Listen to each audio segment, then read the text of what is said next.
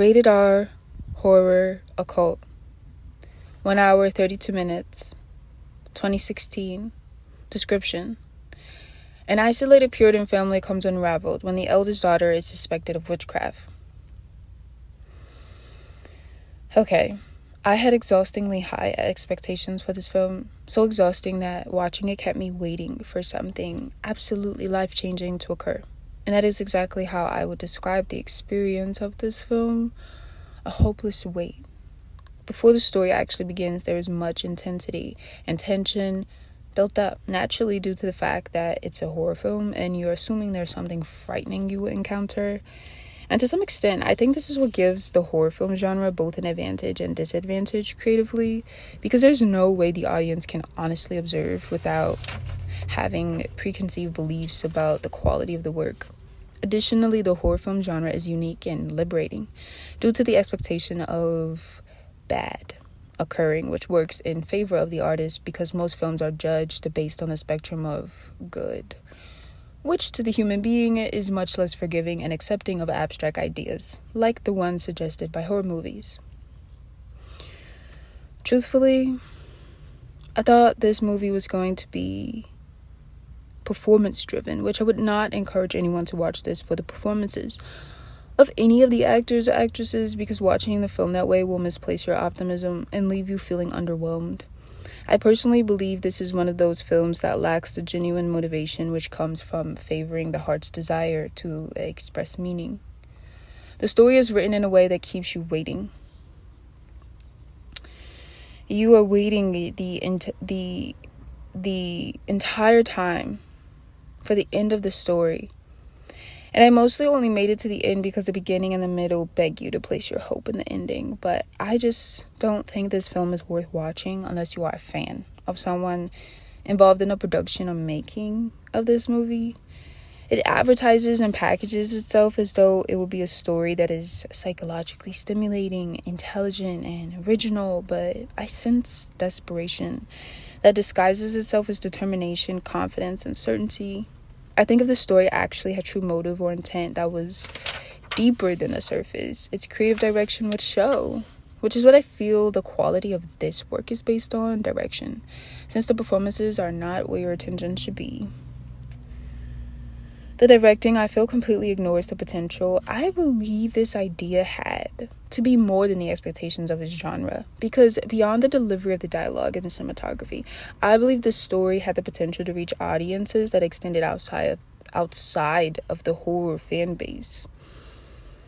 I personally think the direction chosen made the audience bystanders, rather than connected or involved in the story. In my opinion, it feels like this story was not well thought out or genuinely meditated on long enough to explore creative direction that would have served as a bridge or link between the horror film genre and reality.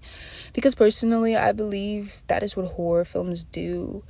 And that is what I would tell someone who is either afraid of watching horror movies or completely avoids them because they do not understand why they exist.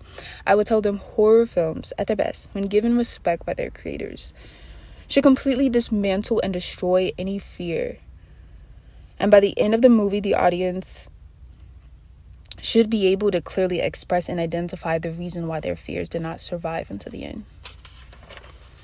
I believe that horror films should go out of their way to defy the expectations and limits of its genre, because that will be what allows them to surpass judgment, fear, and being called purposeless by those who perceive anything that is dark in nature as a disgrace. I think by its end, a genuinely competent horror movie should accomplish only being described as just a movie.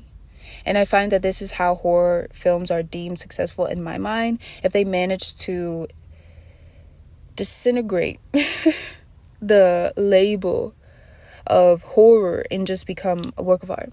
And movies like this one, and personally, I feel like others like it, feel like a mockery to the horror film genre and seem to imitate darkness rather than truly possess an understanding of its purpose, especially when it comes to duality, or the concept of there being a God who is opposite the devil, or heaven that is opposite of hell, or life that is opposite of death. I do not believe in any way that horror films or the horror film genre should be approached without motivation that honestly aims to purify and overcome the fear of evil, death, bad luck, hell, and all that is associated with the devil. If I could have given this story a different direction creatively, like hypothetically one that would have served my interests a bit better, I wouldn't have left the audience without a perspective or lens to observe through. I say this because I didn't enjoy feeling like a bystander while watching, at least not this particular work. I don't think being given a ghost-like perspective to see the story through worked in favor of this film. Some horror films can pull it off, but for this one, I would have loved to see the way the quality of this screenplay would have changed if instead of the audience just aimlessly observing what's going on, we were reincarnated as a goat for the duration of the film. And instead of our consciousness sort of just being there the way it was, just observing with no real way to guide our observation, our world would have become whatever Black Phillip the goat is experiencing as a waking reality. What the goat saw, heard, observed. I think this would have made the use of the goat in the film's marketing relevant to me. This would have prevented any false impressions of what the film would be about, because I think the symbolic meaning of the goat was just used for promotion and aesthetic purposes. Excuse me.